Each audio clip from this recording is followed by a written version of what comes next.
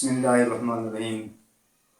بہت سارے احباب یہ سوال کرتے ہیں، اپنا یہ مسئلہ ہمارے سامنے پیش کرتے ہیں کہ ہمارے لوگوں سے معاملات ہیں، لین دین ہے، کبھی کسی اور بندے سے کوئی کام نکالنا ہوتا ہے، کبھی کوئی اپنا حق لینا ہوتا ہے، لیکن جب ان کے پاس جاتے ہیں تو ہم ان سے اپنا حق نہیں لے سکتے ہیں، یا اپنی کوئی ضرورت ہو، اپنی حاجت ہو، اپنا کوئی کام ہو، وہ ہمارا کام حل نہیں ہوتا ہے۔ تو علماء کرام نے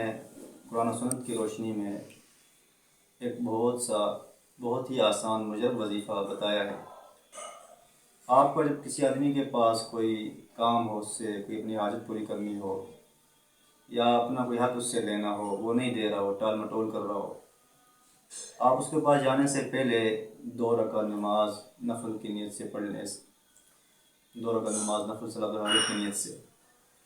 اور قرآن مجید کی یہ سورۃ آیت وَلَمَّا دَخَلُوا مِنْ حَيْثُ أَمَرَهُمْ أَبُوهُمْ مَا كَانَ يُغْنِي عَنْهُمْ مِنَ اللَّهِ مِنْ شَيْءٍ إِلَّا حَاجَةً بِنَفْسِ يَعْقُوبَ قَضَاهَا۔ اس آیت کریمہ کو آپ جو ہے نا نماز کے بعد 7 دفعہ پڑھ لیں، اول آخر درود شریف، اور اس کے بعد اس بندے کا تصور کر کے اللہ تعالیٰ سے یہ دعا کریں، اور پھر راستے میں جاتے ہوئے جب تک اس کے گھر نہ پہنچے یہ آیت کریمہ پڑھتے رہیں، انشاءاللہ العزیز